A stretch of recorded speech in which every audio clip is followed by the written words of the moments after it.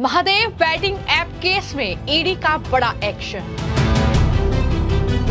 ED के शिकंजे में क्यों फंसी एक्ट्रेस तमन्ना भाटिया। महादेव बैटिंग ऐप से सेलेब्स कैसे चला रहे सट्टे का कारोबार। महादेव बैटिंग ऐप केस से जुड़ी ये बड़ी खबर है। एक्ट्रेस तमन्ना भाटिया अब ईडी की रडार पर आ गई हैं। जी हां, कई पहले सेलेब से पूछताछ इस केस में हो चुकी है और उसके बाद अब एक्ट्रेस तमन्ना भाटिया पर ईडी ने शिकंजा कस लिया है। ईडी ने इस बैटिंग ऐप केस में तमन्ना भाटिया से पूछताछ की है। बड़ी जानकारी ये निकलकर सामने आ रही है। दरअसल तमन्ना भाटिया 17 अक्टूबर को गुवाहाटी में ईडी के सामने पेश हुई। उनसे महादेव बैटिंग ऐप और ऑनलाइन गेमिंग को लेकर तमाम सवाल जो हैं ईडी के अधिकारियों ने पूछे हैं। ये जानकारी निकलकर सामने आई है। और जहां तक बात इस महादेव बैटिंग ऐप की है तो किस तरीके से सट्टे का ये कारोबार चल रहा है, किस तरीके से लोगों से ऑनलाइन ठगी की जा रही है, ये पूरा मामला जिसमें तमन्ना भाटिया पर भी कई आरोप लगे हैं और उन्होंने महादेव ऑनलाइन गेमिंग के सपोर्टिंग बैटिंग ऐप यानी फेयर प्ले पर आईपीएल मैचों को अवैध रूप से देखने को लेकर प्रमोशन किया था। और इसी सिलसिले में अब ईडी ने एक्ट्रेस से ये पूछताछ की है। इसी सिलसिले में उन्हें तलब किया गया है। यानी किस तरीके से जो हम देखते हैं कि सेलिब्रिटी कई ऐसे बैटिंग ऐप हैं, कई ऐसे दूसरे ऐप्स हैं जिन्हें प्रमोट करते हैं और जाहिर तौर पर उससे अपनी कमाई करते हैं, लेकिन कई दफा ये उन्हें महंगा पड़ जाता है। और यही एक मामला है महादेव बैटिंग ऐप का, जिस सिलसिले में अब तमन्ना भाटिया जो है वो ईडी की रडार पर आ चुकी हैं। जो जानकारी निकलकर सामने आई है उसके मुताबिक जांच एजेंसी ईडी के द्वारा जब तमन्ना भाटिया को बुलाया गया तो वो अपनी मां के साथ गुवाहाटी पहुंची। तस्वीरें निकलकर सामने आई हैं जहां पर कई घंटे तक उनसे पूछताछ ईडी के अधिकारियों ने की है। और इतना ही नहीं, इससे पहले अप्रैल में महाराष्ट्र साइबर सेल ने भी उनसे पूछताछ की थी।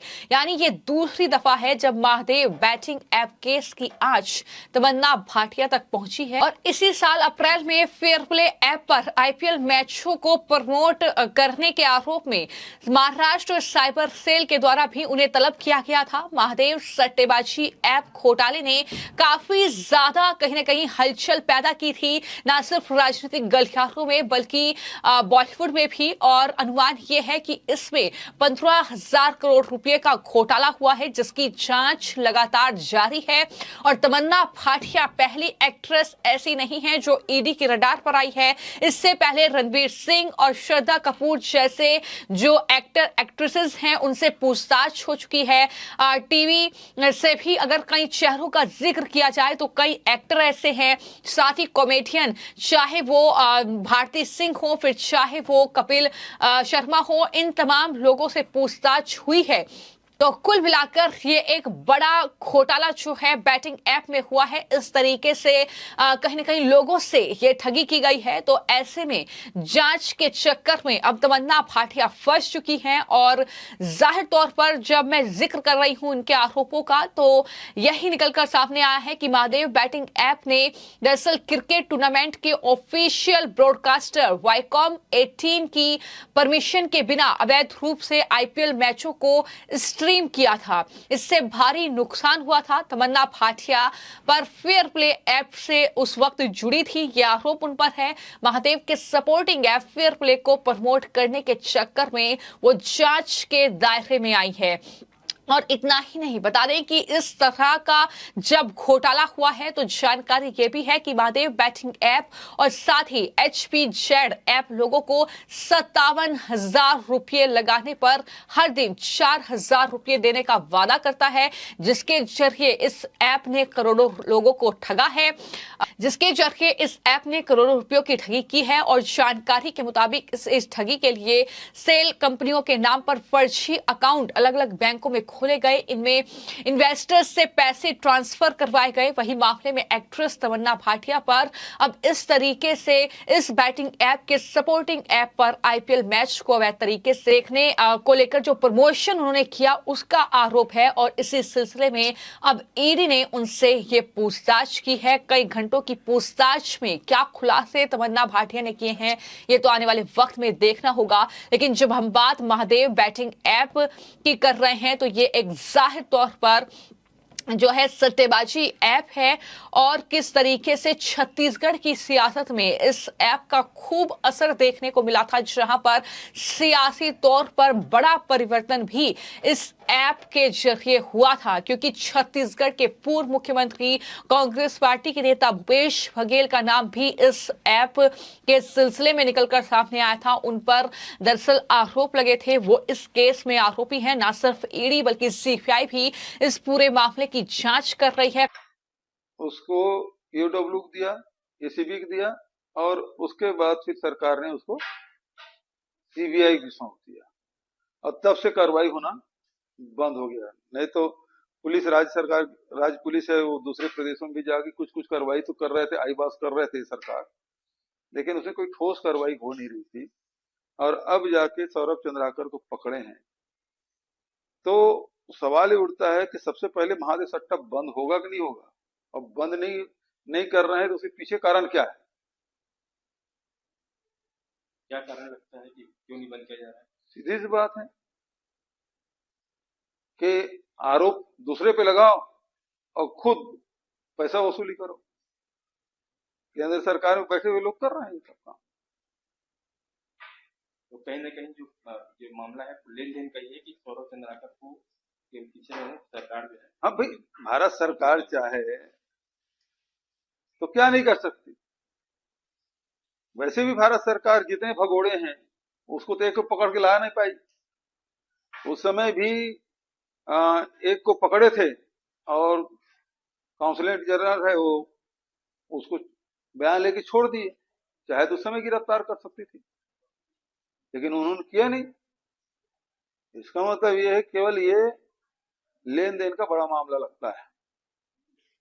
देखिए, ये मामला हमारी सरकार में इसके खिलाफ 2022 में इसकी कार्रवाई शुरू हुई और 5 दर्जन से अधिक एफआईआर दर्ज हुए और 400 साढ़े 400 से अधिक गिरफ्तारियां हुई। बैंक खाते सीज किए गए, गैजेट्स जब्त किए गए, मोबाइल जब्त किए गए, लैपटॉप जब्त किए गए, नगद राशि भी जब्त की गई। तो सारी कार्रवाई हो रही थी और जैसे चुनाव नजदीक आया ईडी उसमें कूद पड़ी। और ये चूंकि इसका संचालन कोई दुर्ग भिलाई से हो नहीं रहा था ना, छत्तीसगढ़ से हो रहा था, सब विदेश से हो रहा था। और इसलिए भारत सरकार को हमने पत्र लिखा कि लुकआउट सर्कुलर दे कि उनको पकड़ के लाया जाए।